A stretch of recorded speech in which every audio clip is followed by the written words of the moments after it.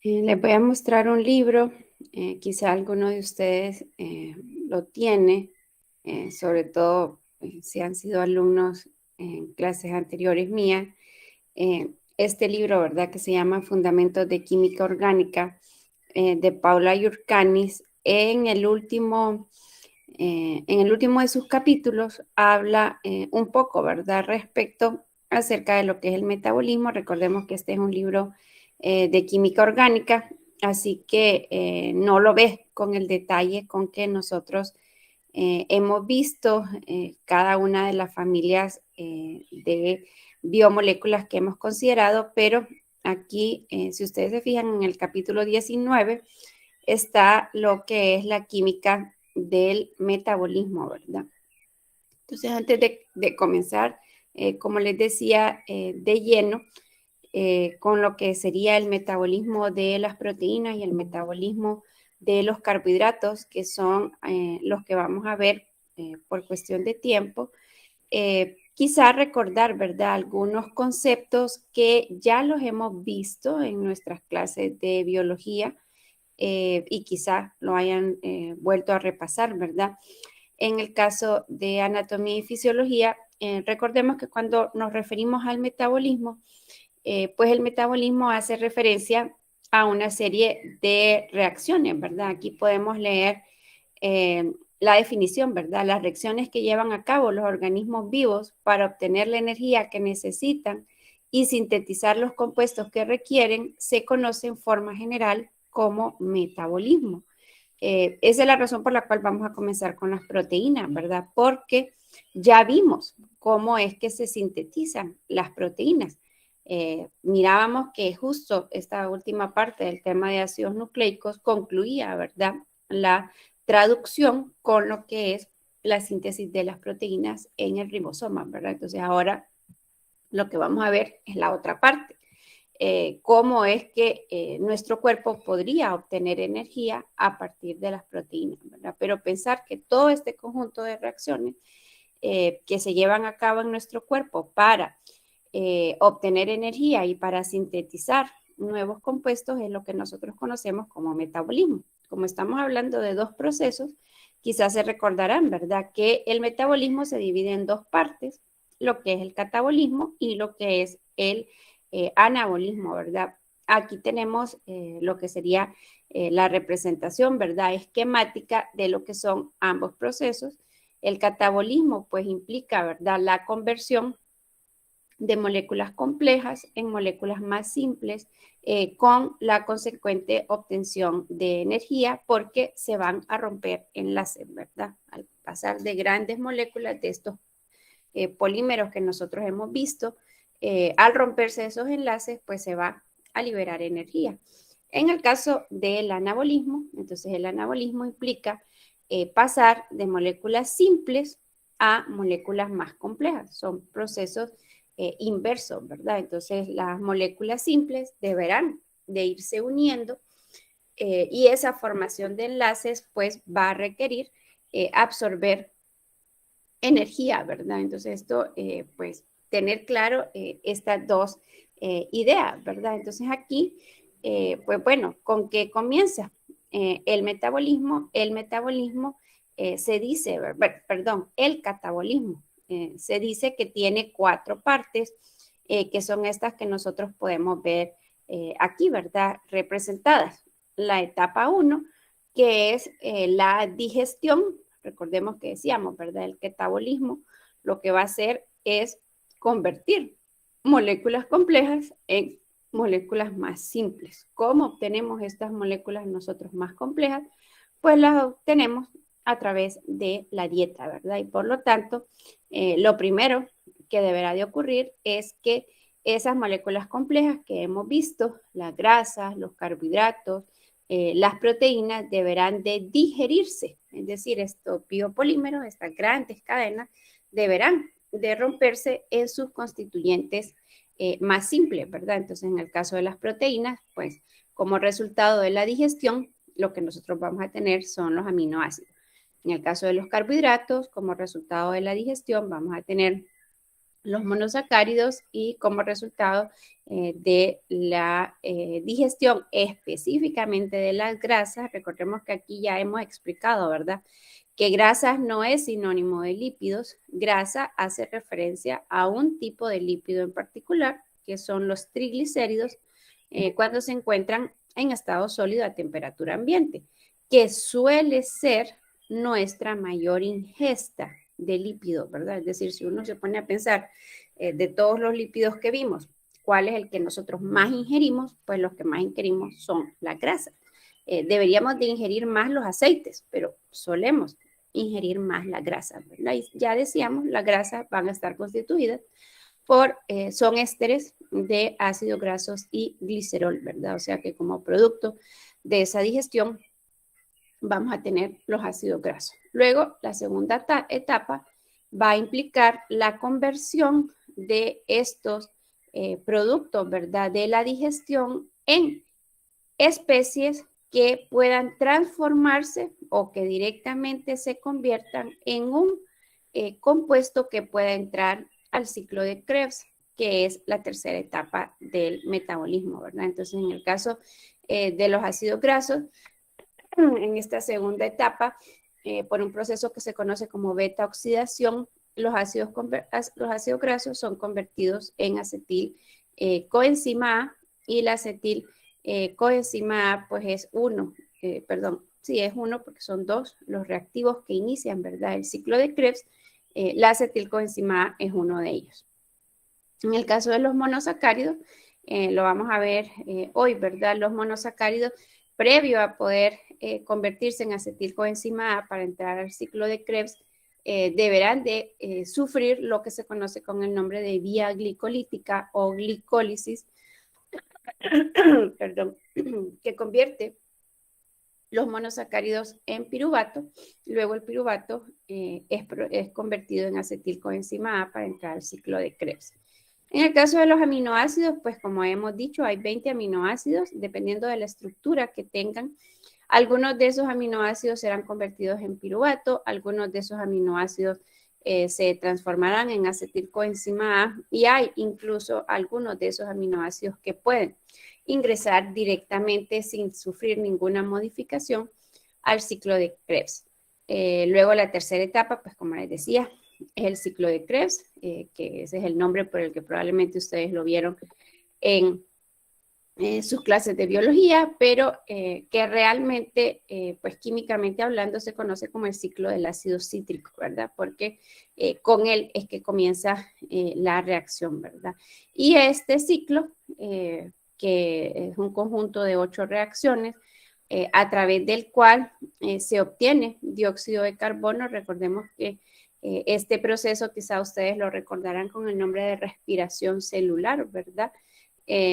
Implica esto, ¿verdad? La formación del dióxido de carbono y la obtención de coenzimas que posteriormente en la etapa 4, que es la fosforilación oxidativa, puedan dar lugar a la formación de ATP, que como hemos mencionado, es la moneda energética, ¿verdad?, que nosotros utilizamos. Entonces, estas son las 4 partes, como les decía, del catabolismo. Ellas son comunes, como estábamos viendo, a todos los grupos de biomoléculas que hemos visto. En el caso del anabolismo no comparten estas etapas porque cada uno de ellos se va a sintetizar en particular, ¿verdad? Así como decíamos ayer, las proteínas en particular se sintetizan a partir de los ácidos nucleicos, ¿verdad? Del ADN que contiene la información, la secuencia primaria de la proteína en forma de en forma de secuencia primaria de bases nitrogenadas, es la que permite poder sintetizar las proteínas. Ya luego, que es el anabolismo de las proteínas. Luego esta parte, que es el catabolismo, es la que vamos a ver hoy.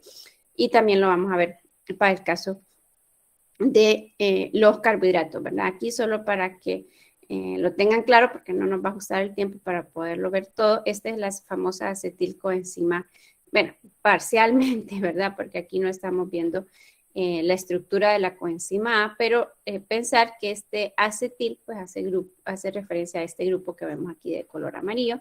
La coenzima A está en la presentación, la estructura de la coenzima A está en la presentación de coenzimas que les compartí cuando vimos las enzimas, porque pues debemos de ingerirla, ¿verdad? A través de la dieta, ¿verdad? Bueno, y aquí está la estructura del ATP, ¿verdad? Que es el trifosfato de adenosina, que ya lo habíamos mencionado, ¿verdad? Aquí no está representada la adenosina, pero ya lo habíamos dicho.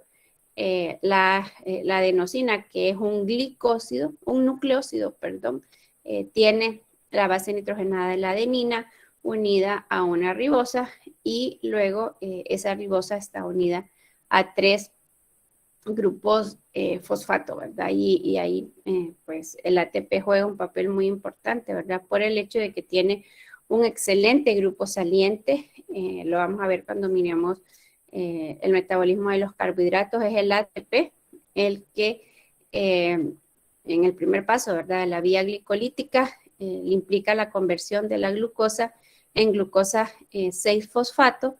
Este es un intermediario mucho más reactivo que permite, ¿verdad?, que el proceso pueda seguirse llevando a cabo. Si tienen el libro, pues yo les aconsejaría, ¿verdad?, de que si quieren profundizar más en este tema del metabolismo y sobre todo en la parte química, ¿verdad?, porque como es una química orgánica, se centra mucho en esto que son los mecanismos, pues pueden hacer uso de él, ¿verdad? Bueno, ahora que ya hemos hecho esta introducción a lo que es el metabolismo, entonces sí ya nos vamos a centrar en los dos que vamos a ver el día de hoy, que espero que el tiempo nos ajuste. Vamos a comenzar con el metabolismo de las proteínas. Porque ya habíamos visto cómo se sintetizaban, ¿verdad? Es decir, en la reunión anterior vimos el anabolismo de las proteínas. En este caso, lo que vamos a ver es el catabolismo, ¿verdad? Que es cómo se digieren y se absorben las proteínas, ¿verdad?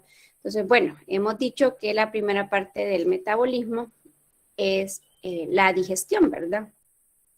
Pues la digestión, allá si se recuerdan, ¿verdad?, de sus clases de anatomía y fisiología, comienza porque nosotros ingiramos los alimentos a través de la boca, ¿verdad? Y entonces sabemos que en la boca llevamos a cabo el proceso de masticación, ¿verdad? Y a través de la masticación, entonces nosotros reducimos el tamaño, ¿verdad? No es lo mismo masticar, o bueno, podríamos pensar, ¿verdad? No es lo mismo comer un trozo de carne que comer carne molida, por ejemplo, ¿verdad?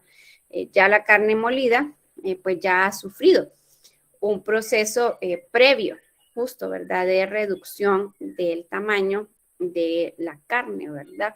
Es más fácil de digerir, de hecho, con los niños pequeños se les comienza dando la comida de esta forma, ¿verdad? Molida o licuada, ¿verdad? Porque ellos todavía no tienen toda su dentadura completa, no tienen las muelas, ¿verdad? Ni los colmillos desarrollados, que son los que desgarran, ¿verdad? La carne, pero bueno, pensar en eso, ¿verdad? Que lo primero está que nosotros vamos a ingerir los alimentos, que los vamos a masticar, luego de masticarlos, pues ahí en ese proceso de masticación también se van a mezclar junto con la saliva, ¿verdad? Que esa es la finalidad del por qué nosotros tenemos saliva, es porque ayuda, ¿verdad?, a ir conformando este bolo alimenticio que luego va a descender a través del esófago, va a llegar al estómago. En el estómago pues ya lo vieron, ¿verdad?, en anatomía y fisiología, y lo mencionamos en algún otro momento en este espacio. Se va a combinar con los jugos gástricos, que ya dijimos que son ácidos en el estómago, y entonces esa acidez va a favorecer lo que es la hidrólisis, ¿verdad? Las reacciones de hidrólisis, que son reacciones de ruptura catalizadas por el agua, en el caso del estómago, específicamente en medio ácido. Si se recuerdan, pues ahí se romperán muchos de los enlaces, sobre todo de lo que son los carbohidratos y de lo que son las grasas, En el caso de las proteínas, entonces vamos a llegar al intestino, ¿verdad? Que es su proceso donde se van a romper estos enlaces que aquí podemos ver, ¿verdad? Bueno, no sé si lo leen aquí, aquí está el intestino delgado.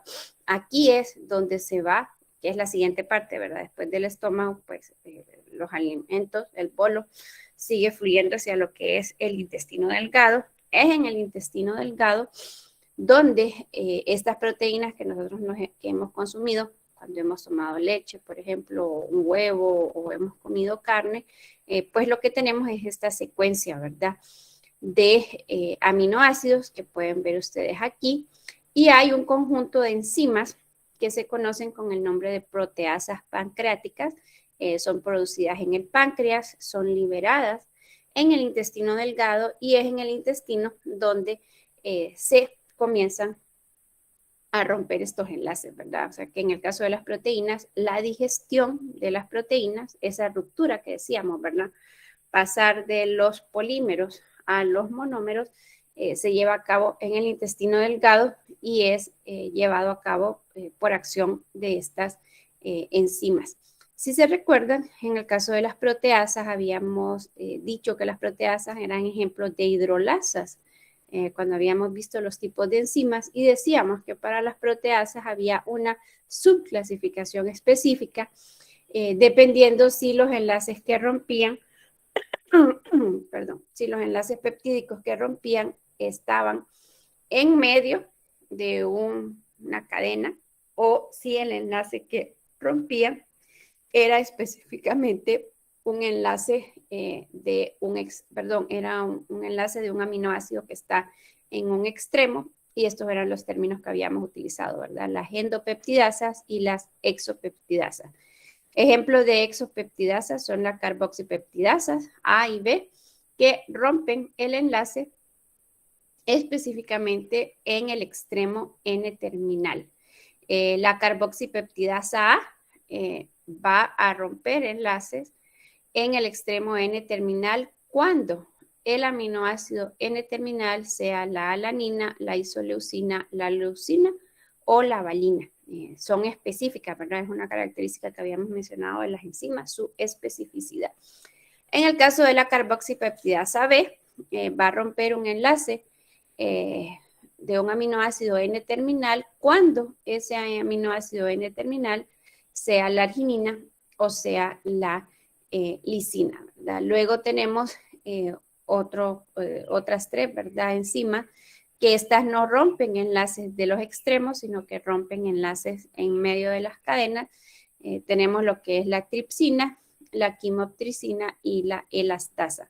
Aquí, si ustedes se fijan, cada una de ellas tiene unos aminoácidos específicos a través de los cuales rompe el enlace. Por ejemplo, la tripsina va a romper enlaces por el grupo carbonilo, específicamente de la arginina y de la lisina. En el caso de la quimoptripsina va a romper enlaces también por el extremo del grupo carbonilo, del triptófano, la tirosina, la fenilalanina, la metionina y la leucina. Y en el caso de la elastasa, también va a romper el enlace por el grupo carbonilo de los aminoácidos alanina, glicina y serina, ¿verdad? Ahí vemos pues la flecha, ¿verdad? Que nos indica que esa es la estructura primaria de una proteína, ¿verdad? De la dieta. Pensemos que como decíamos, ¿verdad? La proteína va a llegar al estómago y el estómago tiene un pH ácido, entonces probablemente la estructura terciaria la perdemos en el estómago, pero nos llega a la estructura primaria, ¿verdad? Que es la secuencia de los aminoácidos y es de esta forma. Este sería el primer paso, ¿verdad? Esta sería la digestión de las proteínas. Como les decía, ocurre en el intestino. Las enzimas que entran ahí en función son las proteasas pancreáticas y son estas 5 que acabamos de mencionar ahorita, ¿verdad? Que son como las cosas que se tendría que saber para la evaluación. Aquí les puse lo que les acabo de explicar ahorita en palabras, ¿verdad? Hay 2 clases principales de enzimas digestivas. Las endopeptidasas son las primeras enzimas en actuar, produciendo un mayor número de fragmentos más pequeños. Por ejemplo, la pepsina en el jugo gástrico, la tripsina, crimopticina y elastasa, secretadas al intestino delgado por el páncreas. Luego están las exopeptidasas, que catalizan la hidrólisis de los enlaces peptídicos uno a la vez, desde los extremos de los polipéptidos. Las carboxipeptidasas son secretadas en el jugo pancreático, liberando los aminoácidos del carboxilo terminal. Y las aminopeptidasas pues son secretadas por las células, ¿verdad?, de la mucosa intestinal y van liberando los aminoácidos del amino terminal uno a la vez, ¿verdad? Aquí algo bien importante es que las exopeptidasas, estas que estábamos viendo aquí, ¿verdad?, la carboxipeptidasa A y la carboxipeptidasa B, solo pueden romper enlaces cuando estamos hablando de polipéptidos, ¿verdad? Esto que les ponía aquí, ¿verdad? Los dipéptidos, es decir, cuando ya tenemos solo dos aminoácidos unidos, ya ese ya no es un sustrato para las exopeptidasas, ¿verdad? Sino que estas, lo que ocurre es que estos dipéptidos son hidrolizados, son llevados, ¿verdad?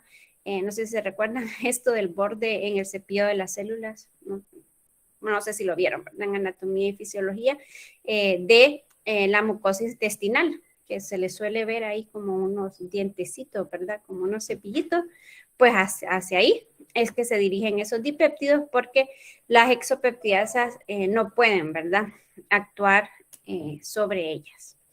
Si tienen alguna pregunta, jóvenes, en algún momento, pues me lo pueden hacer, ¿verdad? Como les decía, como resultado de esta digestión, o como el producto final, ¿verdad?, de la acción de estas enzimas, lo que vamos a tener es un conjunto, una mezcla de aminoácidos libres, de estos dipéptidos que decíamos que no iban a poder ser sustratos, ¿verdad?, o que las enzimas no iban a poder actuar sobre ellos, y todos estos entonces son absorbidos, ¿verdad? Recordemos que otra función que ocurre en el intestino delgado, sobre todo, ¿verdad?, en el intestino delgado hay una absorción de los nutrientes que nuestro cuerpo va a utilizar. Luego recordemos que los desechos pues seguirán su curso hacia el intestino grueso. Recordemos que en el intestino grueso lo que va a ocurrir es que se va a recuperar agua y luego en esa reabsorción del agua de todo esto que va de lo que hemos consumido, pues terminará luego conformando lo que son las heces, que serán eliminadas por el ano, ¿verdad? Entonces aquí hemos pensado cómo se va, cuál es todo el transcurso, ¿verdad?, que va llevando a cabo. Quizá estas enzimas ustedes las han escuchado, algunas de ellas, por ejemplo, ya se venden en forma de tabletas, no con estos nombres, ¿verdad?, porque la gente no lo entiende, pero sí como las enzimas digestivas, que les puse aquí en la presentación. Uno las puede adquirir, ¿verdad?, en la farmacia, que pues aportan, ¿verdad? Recordemos, ya habíamos dicho, el que nosotros podamos producir las enzimas fue lo primerito que vimos en este curso, ¿verdad?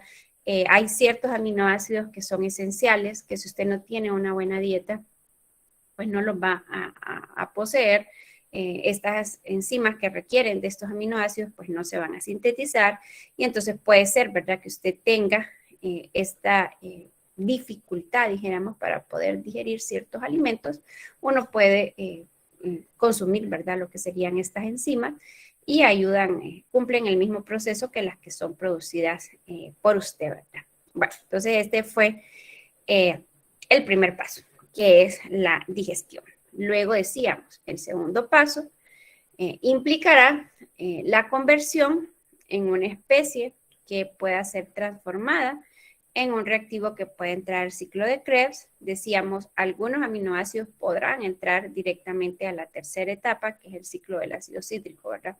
Ahí pues dependerá de cada uno de los 20 aminoácidos. Lo que es importante recordar que habíamos visto en proteínas es que decíamos, los aminoácidos que existen naturalmente tienen una estereoquímica específica, son L-aminoácidos, ¿verdad? Entonces, una vez que esta estructura primaria se ha desintegrado en estos péptidos libres, perdón, en estos aminoácidos libres, en estos dipéptidos, en estos tripéptidos y en estos oligopéptidos, pues lo que ocurre es que ellos, como decíamos, van a ser absorbidos y van a llegar al hígado, ¿verdad? En el hígado, ¿qué les va a ocurrir? A estos L-aminoácidos, estos L-aminoácidos van a perder ese grupo amino unido al carbono alfa. Nuevamente aquí entran unas enzimas que son las que cumplen esta función de remoción. Recordemos que estas ya las habíamos visto, ¿verdad? Esta diferencia que les decía yo entre las liasas y las ligasas, ¿verdad?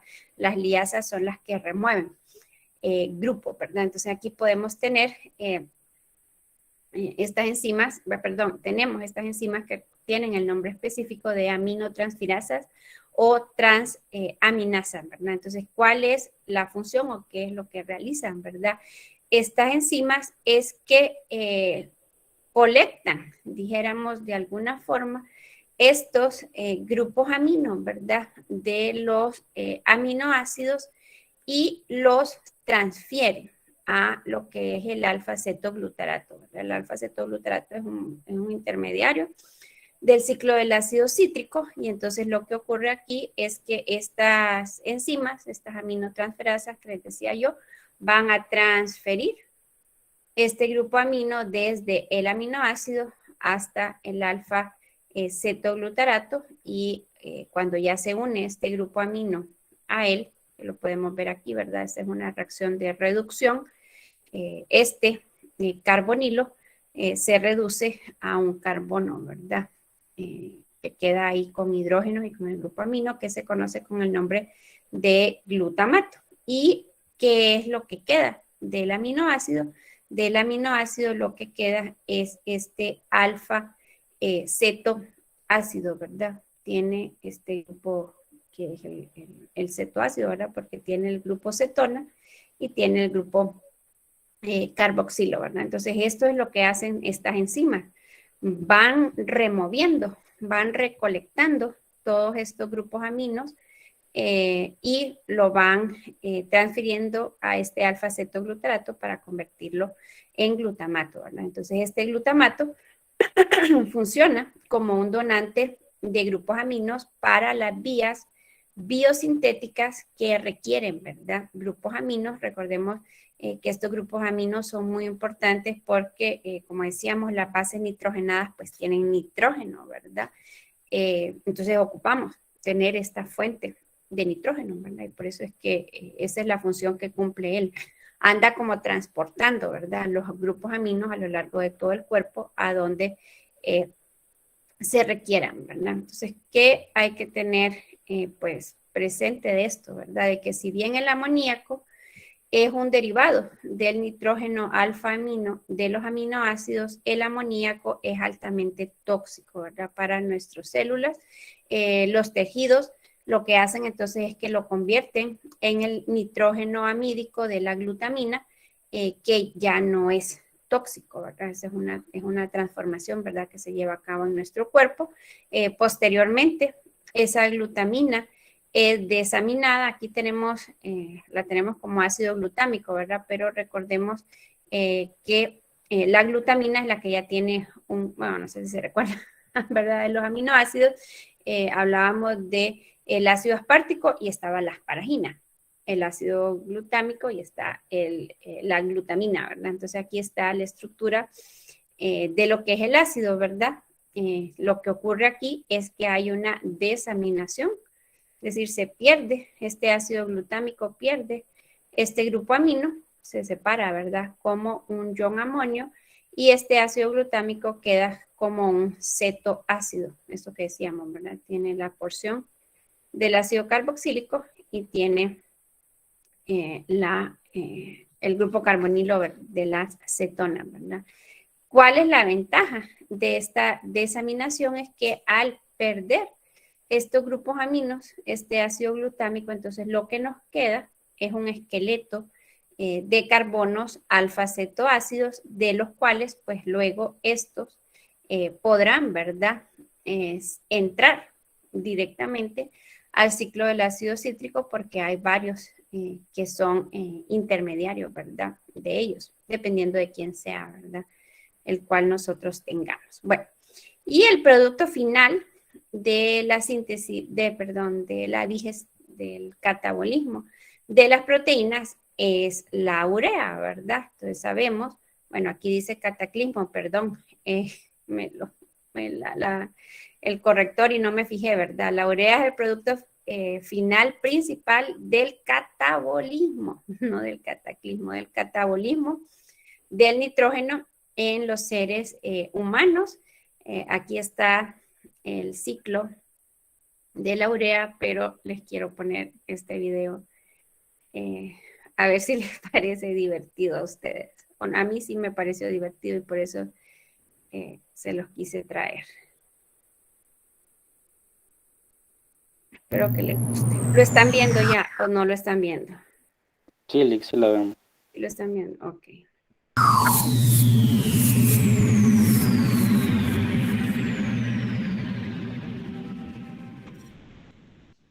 Ram Medicina, Ra para la facultad, R4. El ciclo de la urea o ciclo de la ornitina, Ram Medicina lo desglosa de manera fina. Un ciclo que en el hígado se da no más en los hepatocitos, mitocondrias y en el citoplasma. Son solo 5 pasos para el ciclo entero y en la matriz mitocondrial donde se dan los 2 primeros.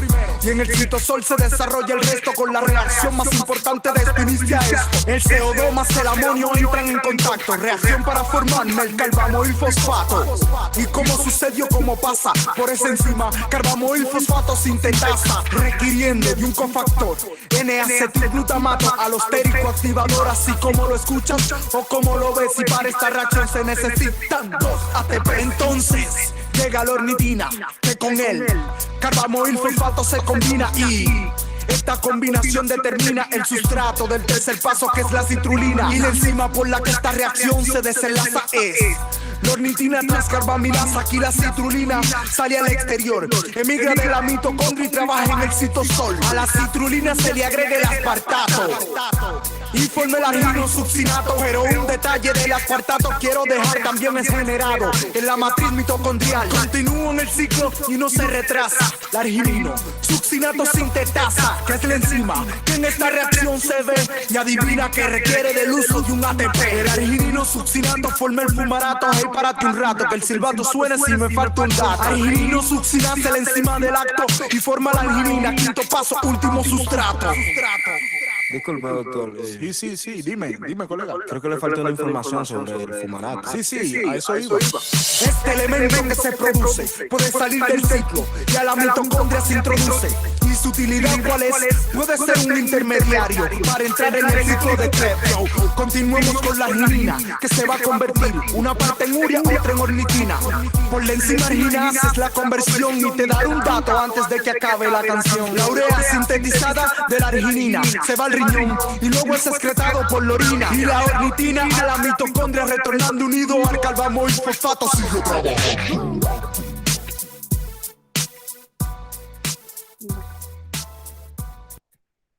A ver. Ya se rieron, vieron que les dije que se iban a reír. Bueno, esperaba ya que por lo menos se rieran. Ya ve, Carlos tiene se le abre ahí una posibilidad de cómo enseñar, ¿verdad? Bueno, retomamos la parte seria, dijéramos después de haber visto ahí ustedes pueden ver cuando ya se lo voy a compartir la presentación después. Pues ellos tienen tienen un canal de YouTube, ¿verdad? Y explican varios procesos de forma, si les gusta, pues lo pueden seguir, ¿verdad? Ahí.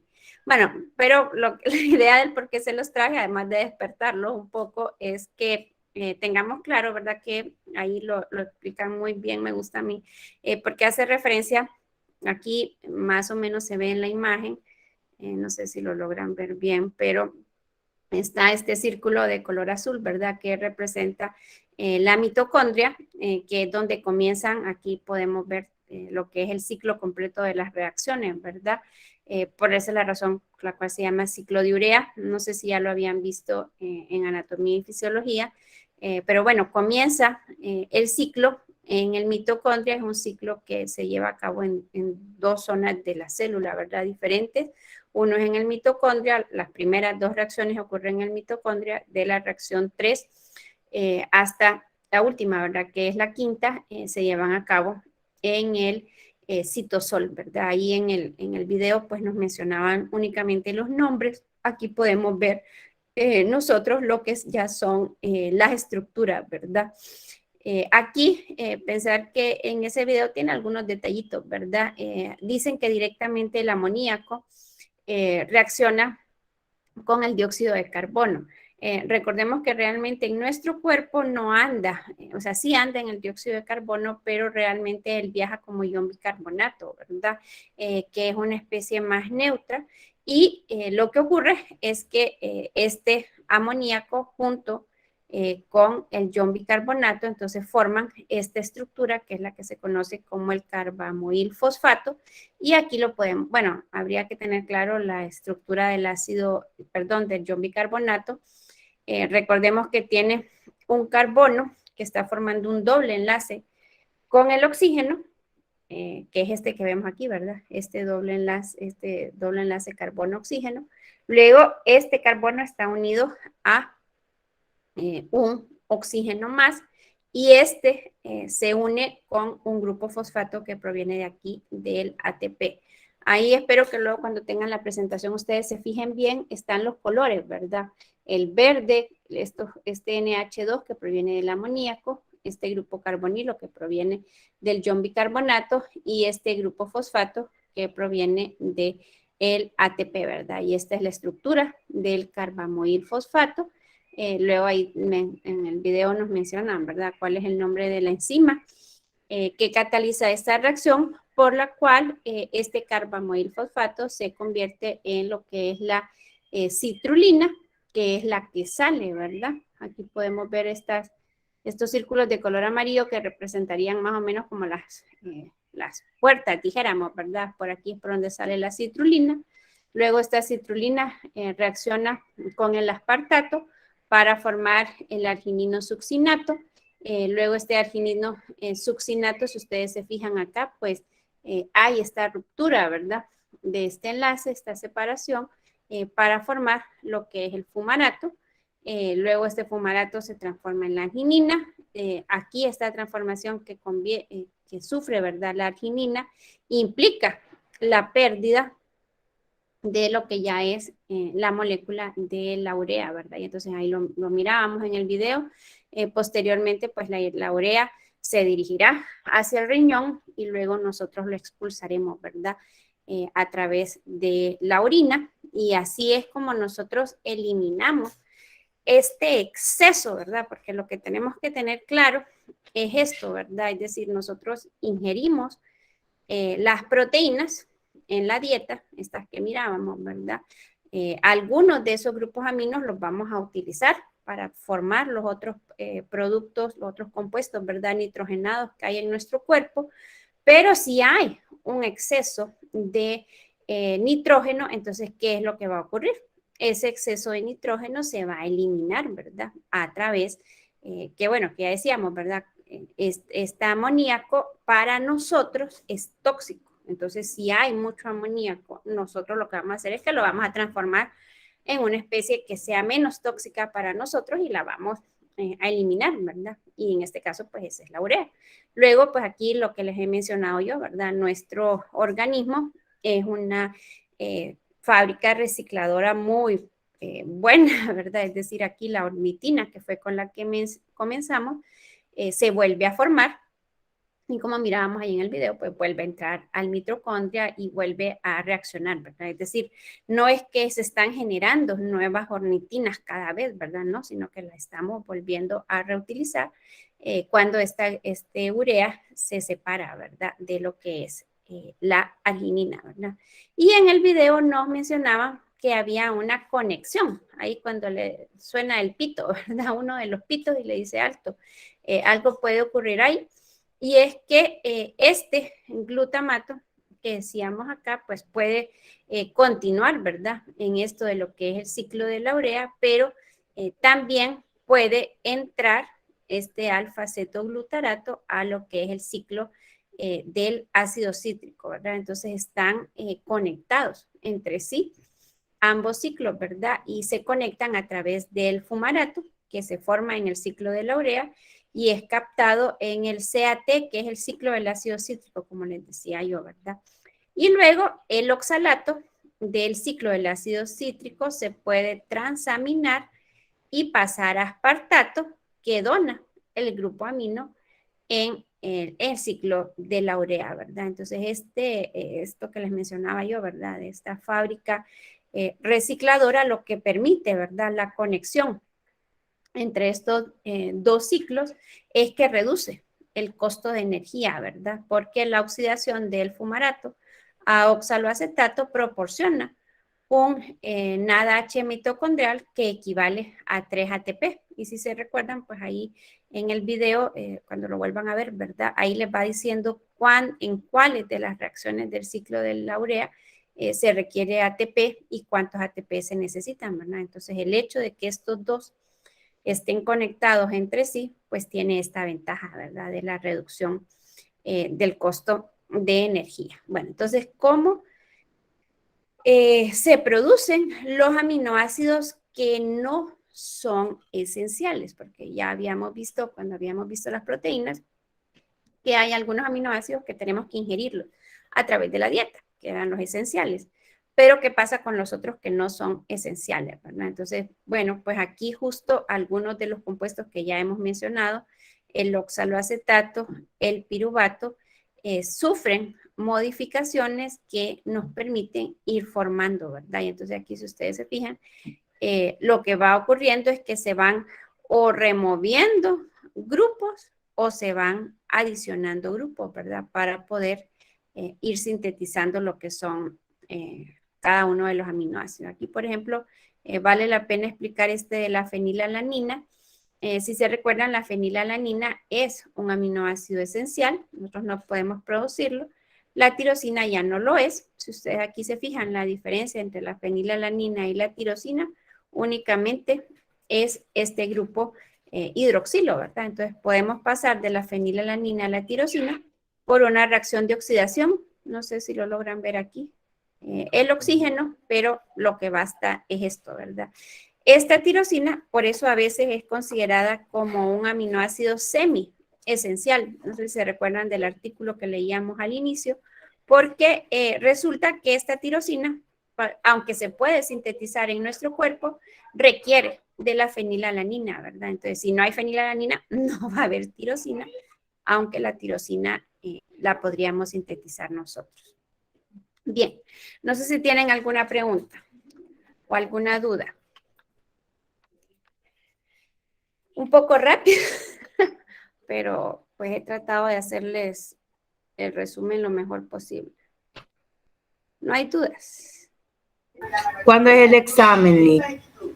Bueno, la evaluación quedamos que iba a ser el miércoles, la dejamos, ¿verdad ustedes?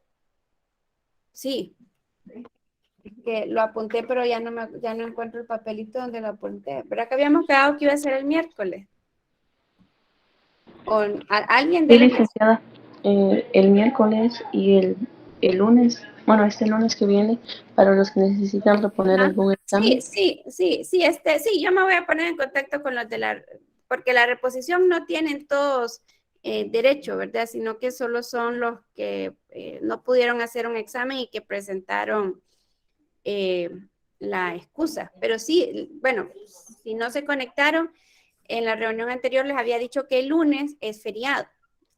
Bueno, la universidad, el feriado es el domingo, ¿verdad? Que es el 1 de mayo, pero lo pasaron el feriado del domingo para el lunes. Entonces, el lunes no nos vamos a conectar porque es feriado, ¿verdad? Entonces, la evaluación la dejamos para el miércoles, que es para el 4 de mayo.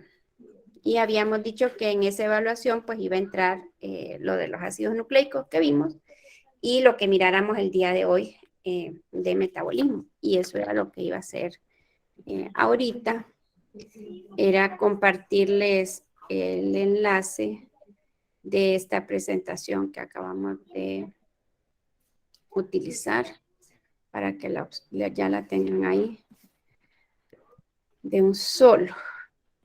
Bueno, y ahora pasaríamos a...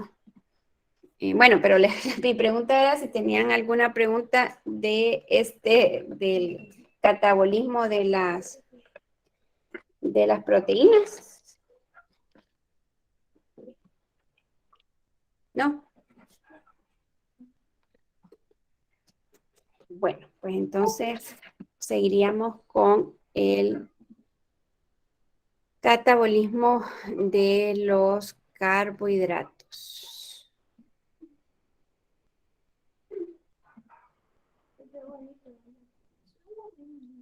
¿Ya la están viendo? ¿O todavía no? Sí, Lick. Sí, Lick, ya la vemos. Ok, bueno. Entonces vamos a el metabolismo de lo que serían los carbohidratos, ¿verdad? Como les decía, pues la primera parte es la digestión. En el caso de los carbohidratos, la digestión de los carbohidratos comienza en la boca, ¿verdad? Decíamos que en el caso de las proteínas la digestión ocurría hasta en el intestino delgado, ¿verdad? En los carbohidratos, ¿no? En los carbohidratos nosotros, la digestión comienza en la boca con una enzima que se conoce con el nombre de amilasa salival. Ustedes podrían hacer una prueba, hay un experimento, una actividad de laboratorio sencilla que hacemos cuando estamos presencial, ¿verdad? Yo les llevo, o ustedes van a veces unas galletas de soda, eso es importante, ¿verdad? Puede ser galletas de soda, puede ser pan tostado, pero sin nada, o sea, sin nada. No pueden ser galletas saladas, sino que tienen que ser de estas simples, ¿verdad? Las de soda. Y yo les pongo a hacer el ejercicio de que se coman una galleta o un pedazo, unas mordidas de... Permítanme un momento, jóvenes.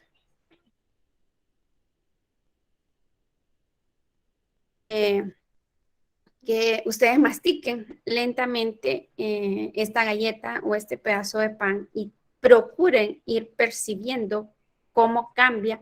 Esto depende mucho de la sensibilidad de sus papilas gustativas y qué tanto ustedes tengan alterado, ¿verdad? O no. Pero algunos suelen percibir el cambio del sabor desde el primer mordida hasta cuando usted la va deshaciendo en su boca y van sintiendo este sabor dulce, ¿verdad? Si mordemos y tragamos, no lo sentimos. Entonces, depende mucho de esto. Comienza, ¿verdad? El metabolismo en la boca porque ahí tenemos una enzima que es la amilasa salival. Esta amilasa rompe estos polímeros, por ejemplo, pensando en el pan, lo que tenemos ahí es almidón, ¿verdad? Entonces rompe estas grandes cadenas de glucosa en porciones más pequeñas y por eso es que vamos sintiendo, ¿verdad?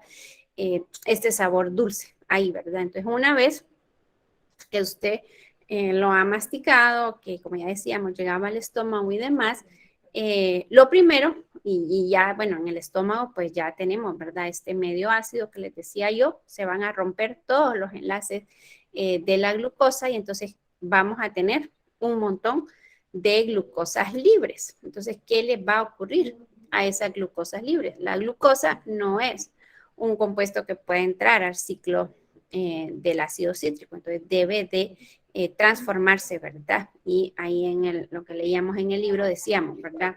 Los carbohidratos en la digestión van a degradarse hasta los monosacáridos, ¿verdad?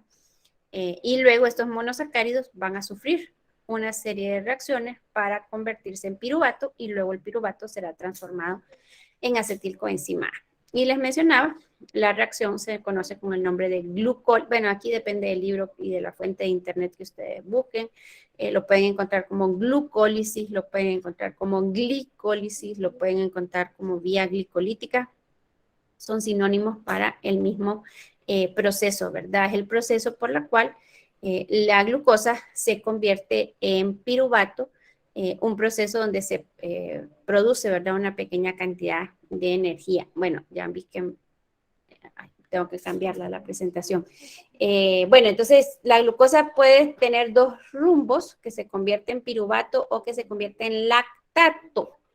No lactado, ¿verdad?, sino que lactato. Lo que va a determinar que la glucosa se convierte en piruvato o en lactato es si nosotros tenemos suficiente cantidad de aire o si no tenemos una suficiente cantidad. Ahora, por eso aquí dice condición aeróbica, cuando no hay limitación de oxígeno, la glucosa se va a convertir en piruvato. Si, por ejemplo, por ejercicio o por alguna enfermedad respiratoria, tenemos limitación de oxígeno, entonces lo que va a ocurrir es que esa glucosa se va a convertir en lactato, ¿verdad? Aquí, pues, bueno, ya decíamos, ¿verdad? La digestión de las proteínas ocurría en el intestino delgado. Luego decíamos del intestino son llevados hacia el hígado, ¿verdad? Y ahí en el RAP nos hablaban de los hepatocitos y ahí hablábamos del mitocondria y del citosol, ¿verdad? Es importante cómo ubicarlos en qué parte de nuestro cuerpo se están llevando a cabo. En el caso de la glucosa, de la glicólisis se lleva a cabo todos los pasos de la glucólisis se llevan a cabo en el citoplasma. En el citoplasma de cada tipo de célula, porque ya decíamos, la glucosa es la fuente de energía para nuestro organismo, para cada una de nuestros diferentes tipos de células, ¿verdad? Y la glucólisis representa, ¿verdad?, la única vía que tiene lugar, como les estaba mencionando, en todas las células del cuerpo.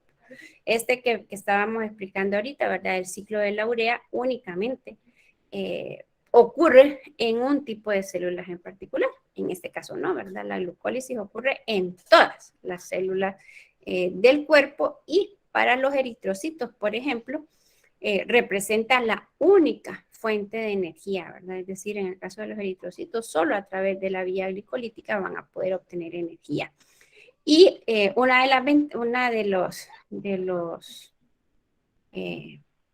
de varios, ¿verdad?, beneficios de esta es que proporciona, ¿verdad?, este conjunto de reacciones nos va a dar los esqueletos de carbonos que nos van a poder permitir sintetizar aquellos aminoácidos no esenciales que mencionábamos ahorita en el catabolismo de las proteínas, ¿verdad? Entonces, bueno, aquí tenemos la secuencia de las 10 reacciones que implican la glucólisis, ¿verdad? Aquí tenemos esta de color verde que está subrayada, ¿verdad?, que es la glucosa. La voy a hacer ahorita un poco más grande, pero aquí tenemos la reacción 1, la reacción 2, reacción 3, reacción 4, reacción 5, 6, 7, 8, 9 y las 10 reacciones, ¿verdad?, que les decía que son las que conforman la glucólisis. Entonces, bien, aquí, ¿qué ocurre en la primera reacción? La primera reacción es la fosforilación de la glucosa. Aquí, si ustedes se fijan, lo voy a tratar de hacer un poco más grande. A este oxígeno del carbono 6, aquí es importante tener claro lo de los monosacáridos, ¿verdad? Este es el carbono anomérico porque está unido a 2 oxígenos, carbono 1, 2, 3, 4, 5. El oxígeno del carbono 6 se une a un grupo fosfato que quien lo dona es el ATP. Si se recuerdan, creo que en algún momento ya les había mencionado que en las ecuaciones bioquímicas las únicas estructuras que se representan son las estructuras de los reactivos y productos principales. Los reactivos y productos secundarios se colocan sobre las flechas, ¿verdad? Entonces, por eso ahí los dos reactivos son la glucosa y el ATP. Pero el ATP es un reactivo secundario, por eso ahí se ve que entra la reacción, ahí quien sale transformado en ADP, ¿verdad? Porque decíamos ATP significa adenosín trifosfato, está dejando uno de sus grupos fosfatos unidos a la glucosa y por eso el ATP se convierte en el ADP. que es el adenosin difosfato, ¿verdad? La enzima que cataliza esta reacción se conoce con el nombre de exoquinasa.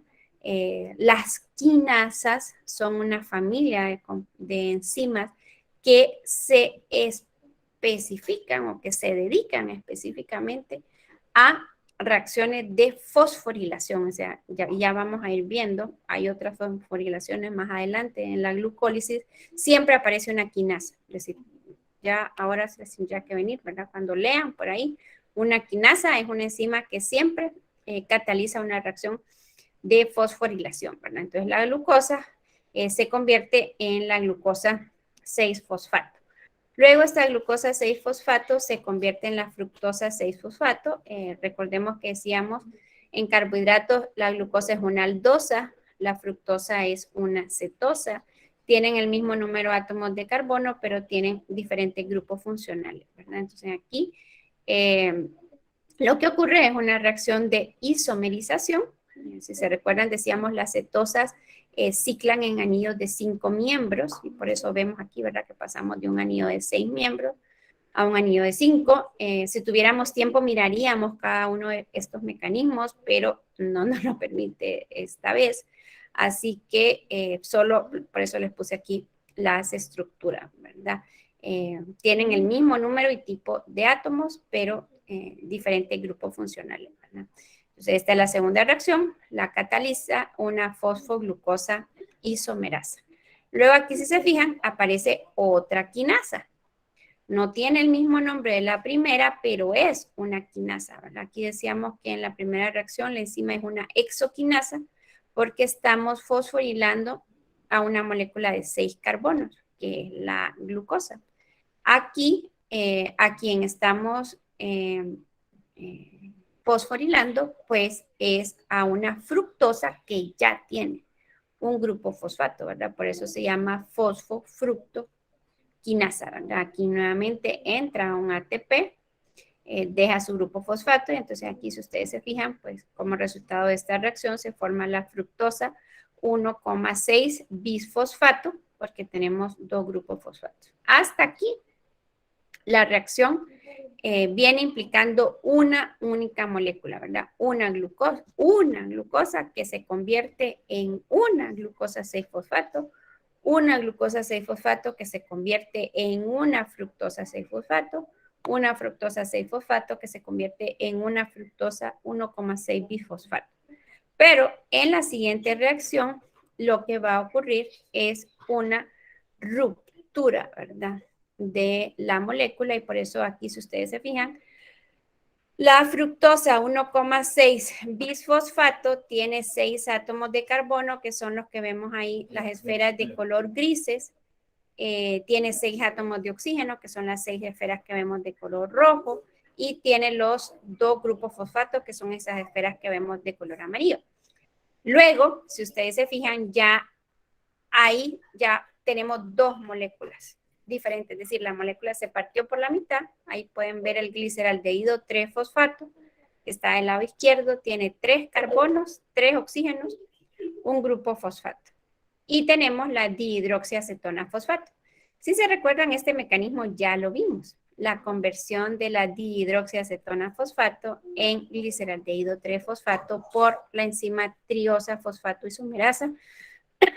Fue el mecanismo que vimos cuando vimos enzimas, ¿verdad? Y entonces, miren que aquí yo lo resumí a las 10 reacciones grandes, dijéramos, ¿verdad? Pero luego, cada una de esas reacciones grandes va a tener una serie de pasos. Aquí yo pues me encantaría, ¿verdad?, que de ustedes naciera, que fueran a ver sus notas o el video, ¿verdad?, de cuando vimos enzimas, y miremos toda la serie de pasos que involucraba convertir la dihidroxiacetona fosfato en gliceraldehído 3-fosfato, ¿verdad? Porque cada una de estas otras reacciones anteriores que vimos no es una reacción que se lleva a cabo en un solo paso. Aquí lo estamos representando como si se llevara a cabo en un solo paso, pero no.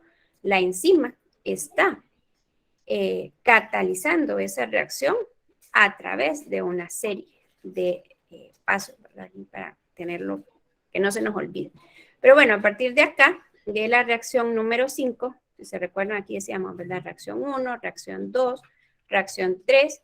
En la reacción 4, que es esta que tenemos acá, entonces pasamos de tener una molécula de 6 átomos de carbono, como les decía, a tener 2 moléculas de 2 átomos de carbono. Luego aquí tendríamos que la siguiente reacción, ¿verdad? Que sería la 6, pues implicaría esta conversión de dihidroxiacetona fosfato en gliceraldehído 3-fosfato a partir de acá, y por eso están estas líneas de color azul. Ya las reacciones se están llevando a cabo por 2, es decir, duplicado, porque a partir de acá, como les decía, ya vamos teniendo 2 moléculas. Para que el diagrama no se hiciera muy complejo, pues solo va apareciendo una, pero por eso están entre estas líneas punteadas de color azul, para que sepan que van a haber 2, ¿verdad? Entonces, en la siguiente reacción, el gliceraldehído 3-fosfato, si ustedes se fijan, pues aquí se convierte en el 1,3 bisfosfato gliceraldehído, ¿verdad?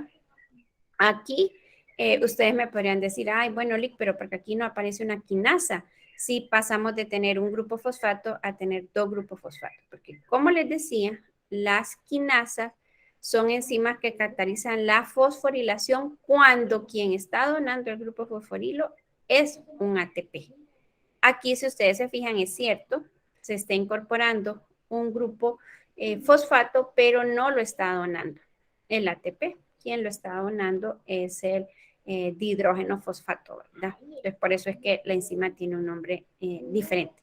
Aquí, sí, si ustedes se fijan, aparece una fosfoglicerato quinasa, porque se está removiendo. Aquí, si ustedes se fijan, pasamos de tener 2 grupos fosfatos a tener solo uno. Se está removiendo uno, pero ese que se está removiendo se está uniendo al ADP y entonces ahí está involucrado, ¿verdad? Es una transferencia de grupo fosfato.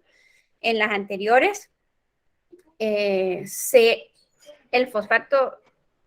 ATP donaba un fosfato. En el ADP está aceptando un fosfato para convertirse en ATP, ¿verdad?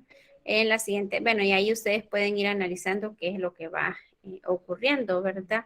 En la siguiente, el 3-fosfoglicerato se va a convertir en el 2-fosfoglicerato. Hay pues ahí es una mutasa, ¿verdad? Porque lo que estamos haciendo, estas dos también son isómeros, solo se está moviendo, dijéramos, este grupo fosfato.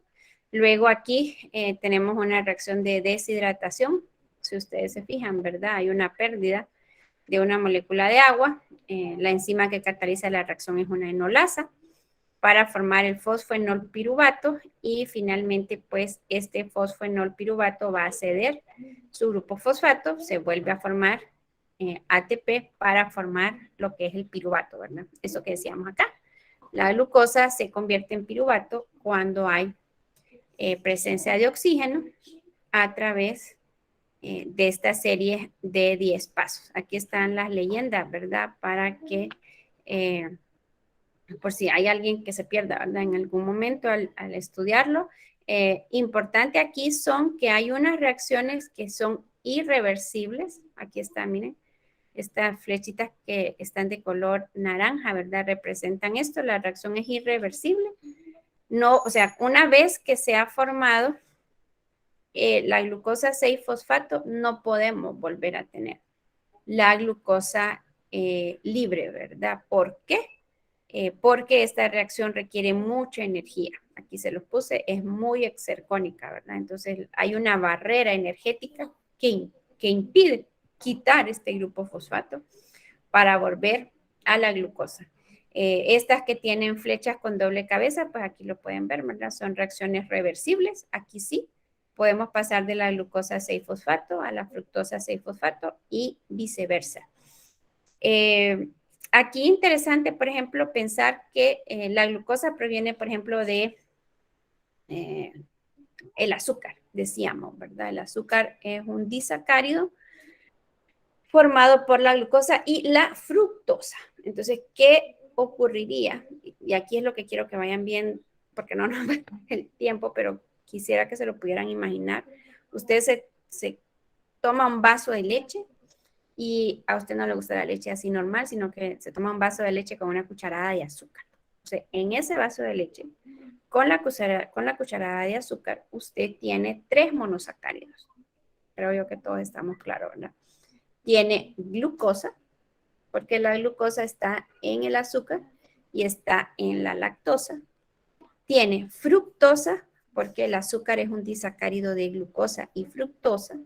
Y tiene galactosa, porque la lactosa es un disacárido de glucosa y galactosa. Entonces, en ese vaso de leche, con azúcar, usted tiene estos 3 monosacáridos. Usted se toma el vaso de leche, en el estómago se hidrolizan y usted tiene los 3 monosacáridos, ¿verdad? Entonces, miren que esta se conoce como vía glicolítica, glucólisis, porque quien comienza es la glucosa. Entonces, usted tendría que estar claro. Esa molécula que vemos aquí de color verde no puede ser la galactosa. No puede. O sea, es la glucosa, es la vía de la glucosa. Entonces, ¿qué deberá de ocurrirle a esa galactosa? Aquí antes tendríamos que estar de acuerdo que la galactosa tendría que epimerizarse a la glucosa. Por eso vimos allá en carbohidratos la reacción de epimerización, ¿verdad? Y sabemos que existen las epimerasas, ¿verdad? Que son ejemplos de isomerasas. La galactosa tendría que convertirse primero en glucosa para que luego, como ya siendo glucosa, pueda sufrir esa serie de reacciones. Bueno, ¿qué pasa con la fructosa? La fructosa podría por aquí fosforilarse, ¿verdad? Porque si se fijan acá, lo que le ocurre a la glucosa es que la glucosa se fosforila para convertirse en glucosa 6-fosfato, pero luego esa glucosa 6-fosfato se isomeriza en fructosa 6-fosfato, ¿verdad? Entonces uno piensa, ¿cuál es el primer alimento que le dan a los bebés? El primer alimento que le dan a los bebés es las frutas. ¿Por qué? Porque su digestión es más fácil, dijéramos. Es decir, para un bebé que está recién comenzando su proceso alimenticio, que todavía no tiene completamente desarrollados sus órganos, ni todas sus enzimas, ni todo, ¿verdad? O sea, él está todavía en desarrollo. Digerir las frutas no le representa como comerse un pedazo de carne, ¿verdad? O sea, el bebé no va a poder comer un pedazo de carne porque además decíamos, ¿verdad? ¿Dónde comienza la digestión de las proteínas? En el intestino. Implica que usted las masticó bien, que pasaron por el estómago, que se mezclaron con los ácidos y luego llegaron al intestino y ahí ya se pudieron degradar. Solo para que vayamos como tratando de unir todo esto, ¿no? Entonces aquí, esa fructosa que proviene del azúcar que usted se consumió, aquí sufriría una reacción, ¿verdad? De fosforilación catalizada por una fructoquinasa, ¿verdad? Que fosforilizaría a la fructosa y entonces ya esa fructosa 6-fosfato podría entrar aquí, ¿verdad? Y eso es lo que quería que estuvieran claros, que el proceso de conversión de la fructosa en piruvato requeriría una reacción menos de la que requiere la glucosa, ¿verdad? Porque primero la glucosa tiene que fosforilarse y luego tiene que isomerizarse. La fructosa no ocuparía isomerizarse. La fructosa únicamente ocuparía fosforilarse.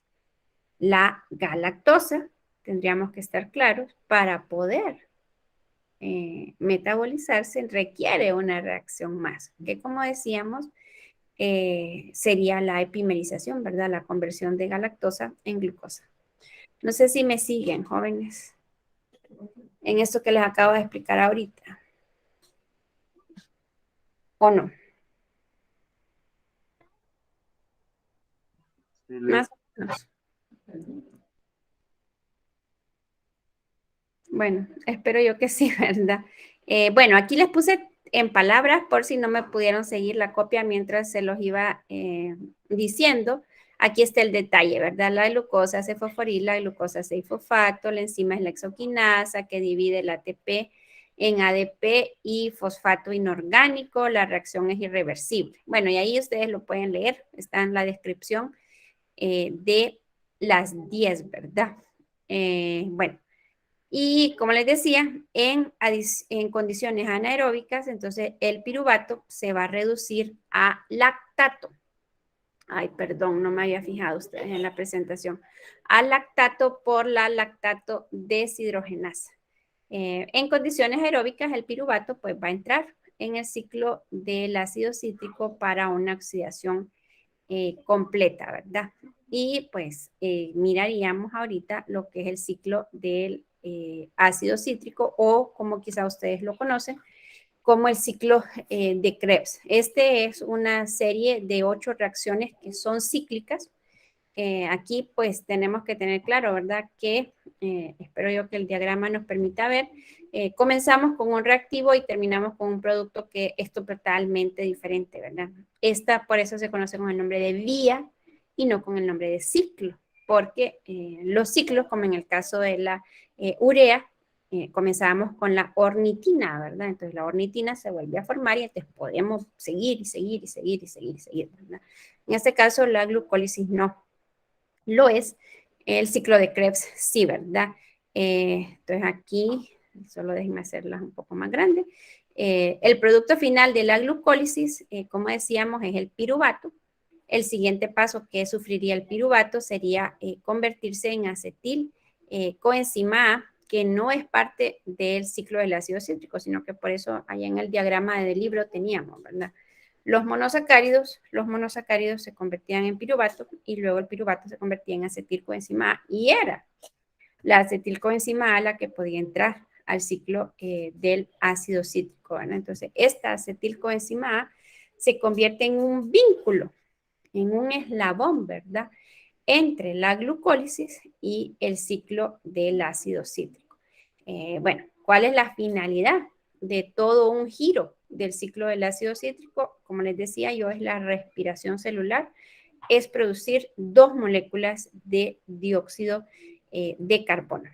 Aquí está el ciclo de Krebs, que este sí creo yo que a ustedes ya se lo saben, ¿verdad? Por eso no quisiera entrar en mucho detalle. ¿Por qué se llama ciclo del ácido cítrico? Porque comienza con el citrato, ¿verdad? Que es el ciclo del ácido cítrico. Este ciclo también se conoce como el ciclo de el ácido tricarboxílico, porque aquí si ustedes se fijan, este citrato tiene 1, 2, 3 grupos carboxilo. El isocitrato también, ¿verdad? Tiene 3 grupos carboxilo, ¿verdad? Es decir, ahí es una razón, ¿verdad? Bueno, es otro nombre por el cual se le conoce, ¿verdad? Aquí tenemos numerada, ¿verdad? El número de átomos de carbono, o perdón, no numerados, sino que indicados.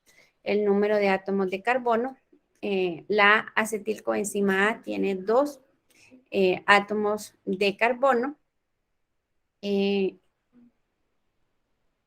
Entra, ¿verdad? Aquí al ciclo de Krebs y tendríamos que estar claros que esta acetilcoenzima A con quien reacciona es con este que aparece como C4, que es el oxaloacetato, ¿verdad? Es decir, el oxaloacetato tiene 4 carbonos. Entonces, los 4 carbonos del oxaloacetato junto con los 2 carbonos de la acetilcoenzima A son los 6 átomos de carbono que vemos en el citrato. Entonces, ahí podemos ver, el citrato tiene 6 átomos de carbono, el isocitrato también. Aquí, si ustedes se fijan en lo que es, bueno, aquí está la primera reacción, ¿verdad? No sé si lo logran ver bien ahí. Los numeritos se ven un poco chiquitos. La reacción número 1 sería esta, ¿verdad? La reacción entre el oxaloacetato y la acetilcoenzima A para formar el citrato. Luego, ese citrato en la segunda reacción se isomeriza al isocitrato y es en la tercera reacción donde se forma el primer dióxido de carbono. Ahí si se fijan pasamos del isocitrato que tiene 6 carbonos al alfa-cetoglutarato que tiene 5, ¿verdad? Este alfa-cetoglutarato que ya lo habíamos mencionado en las proteínas, ¿verdad? Y por eso decíamos, en el ciclo de Krebs vienen y se unen las proteínas, vienen y se unen los lípidos, ¿verdad? Luego, en esta reacción número 4, este alfa-cetoglutarato que tiene 5 carbonos pierde uno de esos carbonos como dióxido de carbono, si se fijan que está aquí de color verde, para formar la succinilcoenzima A. Luego esa succinilcoenzima A, que tiene 4 carbonos, se convierte en succinato, que también tiene 4. Luego ese succinato se deshidrogena, si ustedes se fijan. Esta reacción la habíamos mencionado cuando habíamos dicho que el succinato podía tener un inhibidor competitivo. No sé si se recuerdan, lo vimos allá en enzima, que es el malato, ¿verdad? Decíamos, la succinato deshidrogenasa, el malato puede ser un inhibidor competitivo para la succinato deshidrogenasa porque ella lo que hace es remover 2 hidrógenos, ¿verdad? De estos grupos CH2 para introducir esta insaturación que es este doble enlace carbono-carbono, ¿verdad? Que tenemos en el fumarato. Aquí está la estructura del malato, si ustedes se fijan, ¿verdad? Ahí. Bueno, entonces pasamos del fumarato al malato, que es una hidratación de un alqueno, si ustedes se fijan. Ahí entra la molécula de agua, la enzima es la fumarasa y la última reacción del ciclo, pues implica una reacción de oxidación. Si ustedes se fijan, pasamos de la función alcohol a la función cetona para volver a tener, ¿verdad? El oxaloacetato y luego sigue, y va a seguir ahí el ciclo, ¿verdad? Bueno, igual aquí se las puse en palabras, ¿verdad?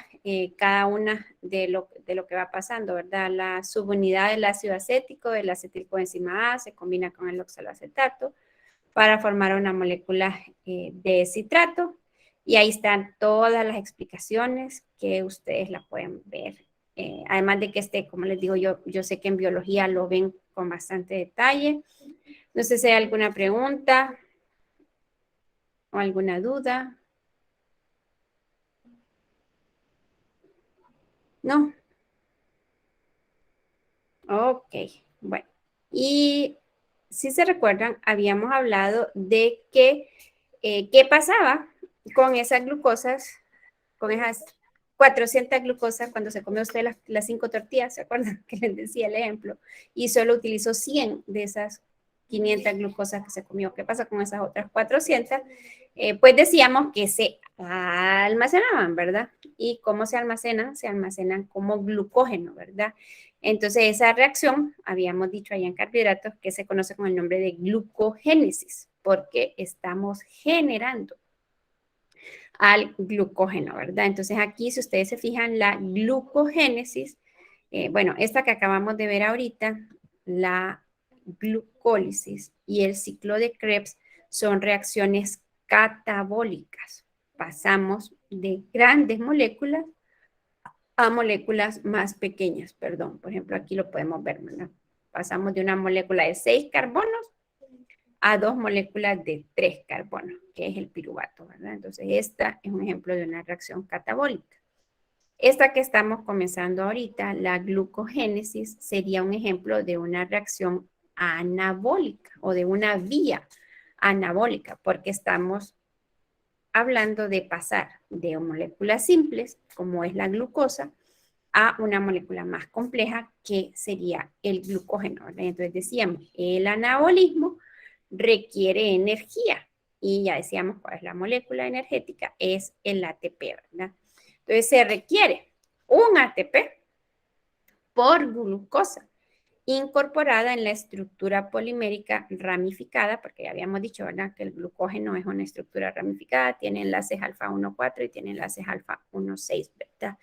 Y aquí hay una molécula que representa la encrucijada, ¿verdad?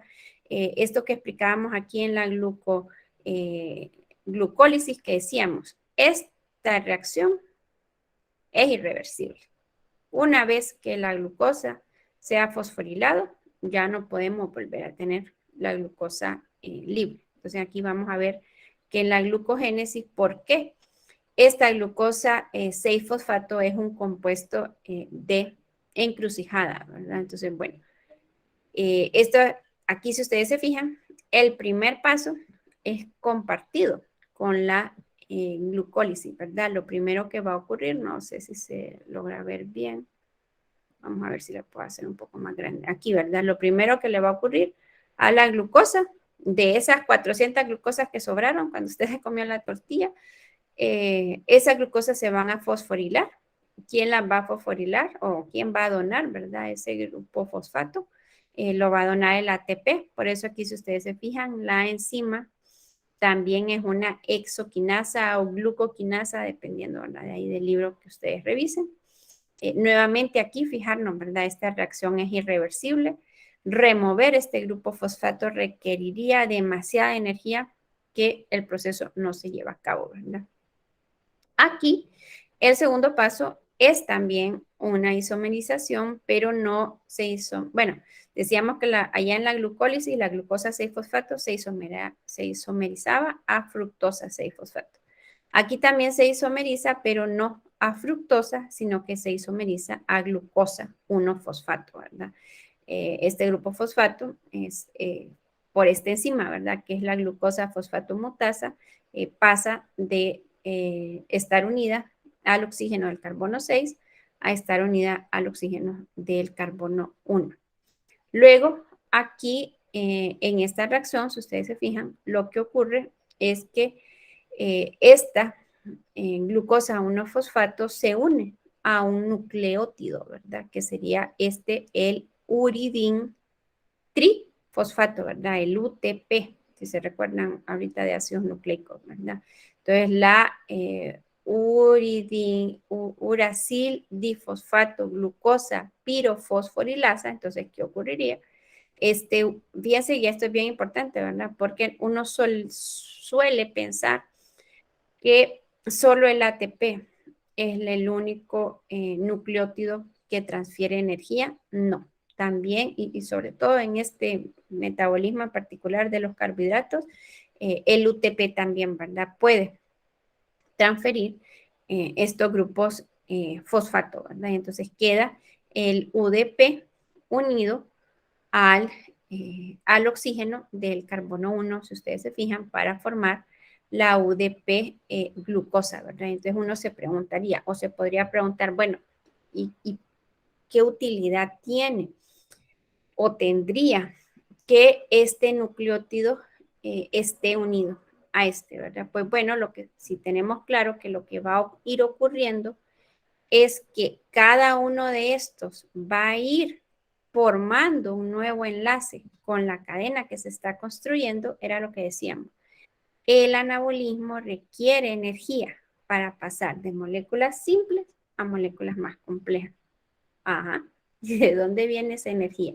Pues decíamos, la energía viene de estos enlaces fosfato, ¿verdad? Entonces, por ejemplo, aquí, este UTP tenía 3 fosfatos. Como se va a enlazar a entonces la formación de este enlace va a requerir energía. Se separa un grupo fosfato. Entonces, al romperse, al separarse ese grupo fosfato, se libera energía y esa energía es rápidamente absorbida para formar este enlace. Luego, esta glucosa deberá de unirse a estas, deberá de formar este enlace alfa 1,4 y en algunos casos, como decíamos, un enlace alfa 1,6. Entonces aquí la ruptura de este enlace que se acaba de formar libera la energía necesaria para que este enlace se pueda formar. Y aquí, si ustedes se fijan, pues el reactivo o los reactivos, ¿verdad? Son la UDP glucosa, viene la cadena que se está construyendo, ¿verdad? De glucógeno. Y entonces esta se une a este enlace se libera y al romperse este enlace se cuenta con la energía necesaria para que se pueda formar y ahí entonces la cadena del glucógeno se va alargando, ¿verdad? Esta reacción se va a repetir hasta que pues todas esas glucosas que tenemos en exceso pues se hayan almacenado, ¿verdad? En forma de glucógeno. Recordemos que el glucógeno decíamos que era como un arbusto, ¿verdad? Puede tener un montón de ramitas. Es decir, ahí el glucógeno se pueden almacenar un sinnúmero, ¿verdad? N cantidad de glucosa, ¿verdad? ¿Sí o no? O ya se fueron. Me dejaron hablando sola. Bueno, Aquí entonces, ¿para estamos, qué? Lick. ¿Para qué decíamos? ¿Para qué almacenábamos glucógeno? ¿Para qué almacenábamos glucosa en forma de glucógeno? Para esos periodos en los cuales usted está en ayuno, ¿verdad? Fue a la universidad y bueno, en la universidad no hay cafetería, entonces tiene que subsistir con lo que comió en el desayuno y su cerebro está necesitando mucha glucosa. Entonces, bueno, como no tiene comida, tiene que generar nuevamente glucosa, ¿verdad? Entonces, miren qué bonito es esto, ¿verdad? Imaginárselo así. Se tomó el vaso de leche con el azúcar, se degradó hasta los piruvatos, y los piruvatos entraron al ciclo de Krebs y se degradó hasta dióxido de carbono, ¿verdad? Pero el exceso lo almacenó y luego tiene hambre y su cerebro ocupa más glucosa y entonces no sé si se van dando la cuenta, ¿verdad? O sea, pues se van siguiendo como la secuencia. Comen, digieren, catabolismo, luego tienen en exceso, anabolismo, luego están en un periodo de necesidad y vamos a volver a tener el catabolismo, ¿verdad? Que es la glucogenólisis, ¿verdad? Que es la vuelta a, o volver a formar glucosas, pero aquí pensemos que el nombre dice glucogenólisis, ¿verdad? Bueno, se lee como glucogenólisis, pero pensemos en la raíz del nombre, ¿verdad? Lisis significa ruptura, es la ruptura del glucógeno. ¿Para qué? Para volver a tener glucosas libres, ¿verdad? Entonces el glucógeno que se almacena en el hígado, ya lo habíamos mencionado, y en los músculos, se va a convertir primero en glucosa 1-fosfato y luego en glucosa 6-fosfato.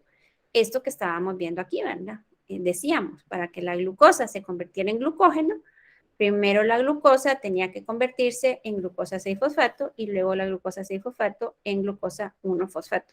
Si se fijan, esta reacción sí es irreversible, ¿sí?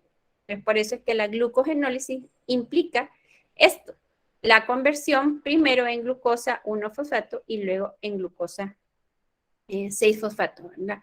Este proceso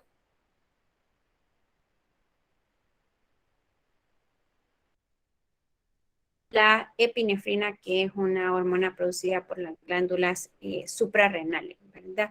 ¿Qué va a hacer el páncreas? Entonces, cuando tenemos, ¿verdad?, esta necesidad de glucosas, pero no tenemos alimentos porque no vamos a comer, vamos a pasar por un periodo de ayuno, entonces el páncreas libera el glucagón en respuesta a un nivel bajo de glucosa en la sangre. Bueno, y esto es otro tema que también uno podría como maravillarse, ¿verdad? ¿Cómo sabe el páncreas que tiene que liberar glucagón? O sea, ¿cuál es ese sensor? Bueno, son sensores químicos, ¿verdad?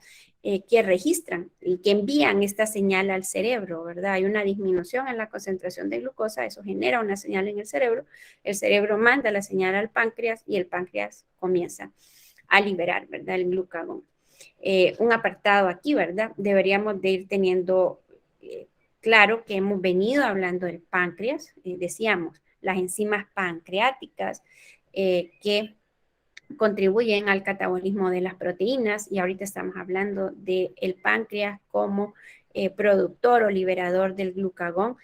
Por eso es que el cáncer pancreático tiene un pronóstico tan bajo de vida, ¿verdad? O sea, una persona que tiene cáncer de páncreas no va a vivir mucho tiempo porque el páncreas es bien importante, ¿verdad? Y cuando comienza a fallar, sus implicaciones, pues aquí lo estamos viendo, ¿verdad? Son en grandes, bueno, tiene como sus extensiones, ¿verdad? Por varios lugares. Bueno, entonces el páncreas recibe, como les decía, por eso decimos aquí, ¿verdad? En respuesta a un nivel bajo de glucosa, o sea, se genera una señal que llega al cerebro y el cerebro lo manda al páncreas, ¿verdad? Entonces el páncreas libera este glucagón y la epinefrina se libera en respuesta a una amenaza o estrés, ¿verdad? Entonces es importante tener claro porque estamos diciendo, esta glucogenólisis la controlan 2 hormonas. Entonces, ¿qué puede ocurrir?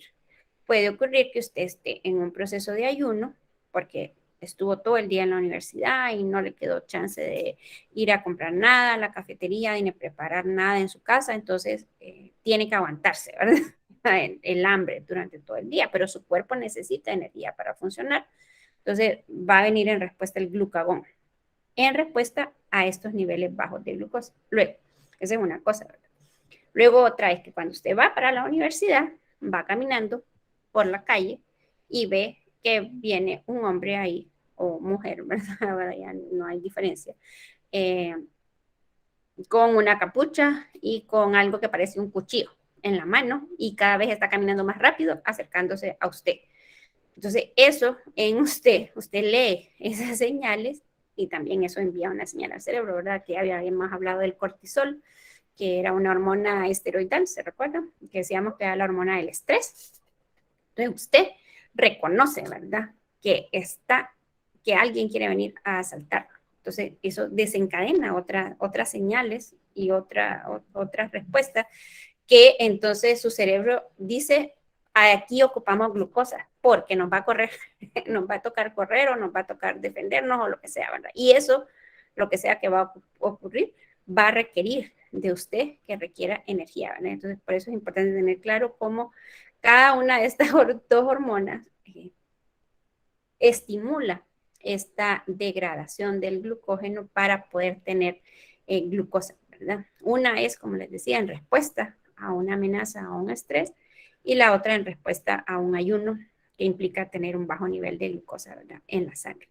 El efecto que tienen, aunque se produzcan por diferentes razones, las dos, el glucagón y la epinefrina, tienen la habilidad de que pueden actuar sobre las enzimas que estimulan a la glucógeno fosforilasa, ¿verdad?, para que se inicie este proceso de glucogenólisis e inhiban la síntesis de glucógeno, ¿verdad? Entonces, hay algo que nosotros no hablamos mucho cuando vimos las enzimas, y aunque sí lo mencionábamos, ¿verdad? Decíamos, una diferencia de las enzimas como catalizadores biológicos de los catalizadores químicos es que las enzimas pueden ser reguladas.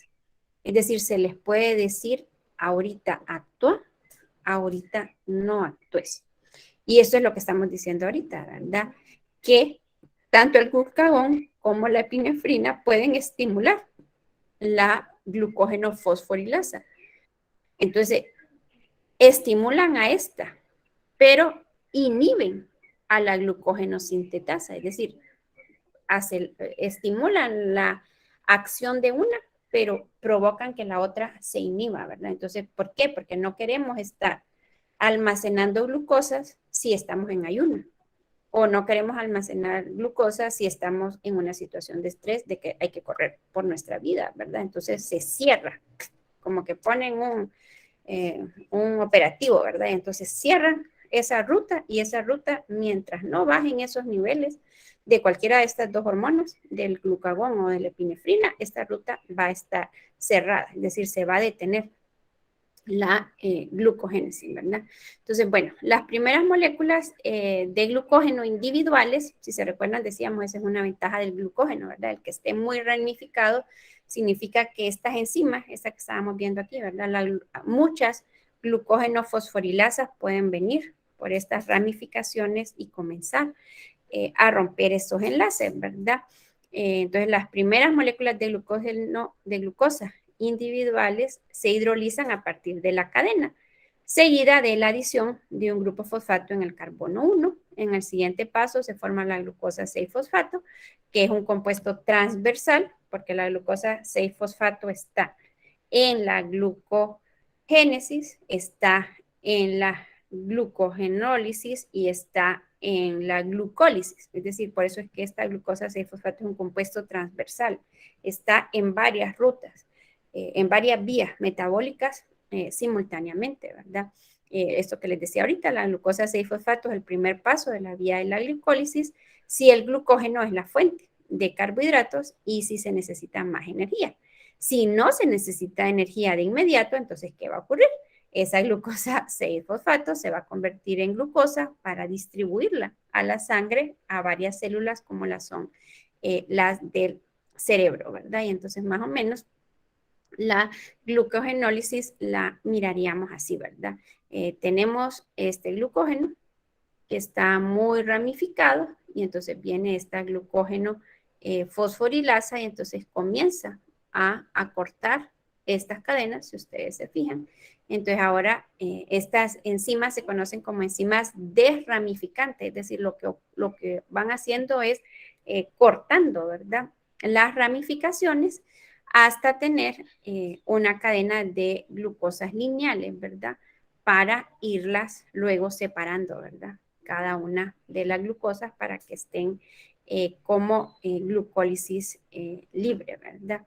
Entonces, la gluconeogénesis, perdón, es neo, quiere decir nuevo, ¿verdad? Es la nueva generación de glucosa, ¿verdad? Entonces, esta gluconeogénesis es la vía metabólica que da como resultado la generación de glucosa a partir de sustratos de carbono que no son carbohidratos, ¿verdad? Aquí esto que veníamos hablando de la glucogenólisis, es una vía donde la glucosa se vuelve a tener libre a partir de glucosa que ya teníamos en nuestro cuerpo, que lo que hizo fue que se almacenó como glucógeno, ¿verdad? Pero si usted lleva un mes sin comer, bueno, no un mes, ¿verdad?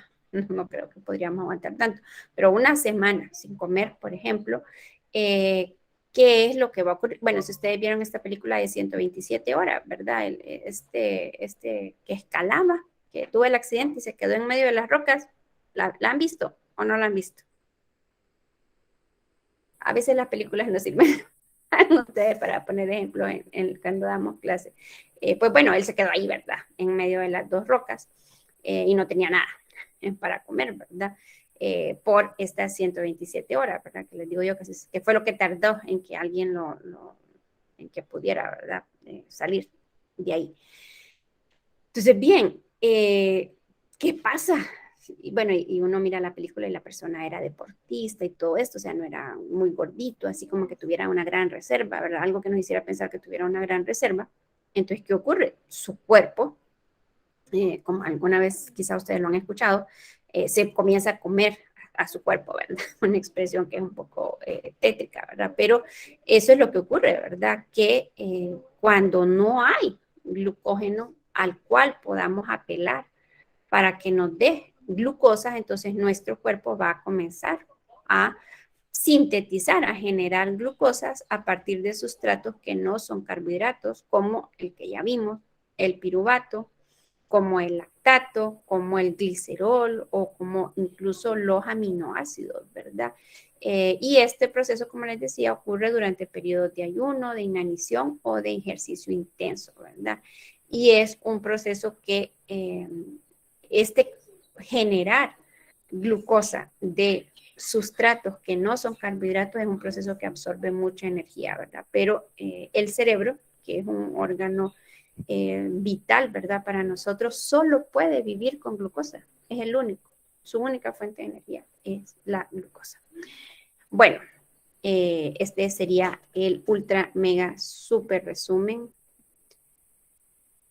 de carbohidratos. No sé si tienen alguna pregunta.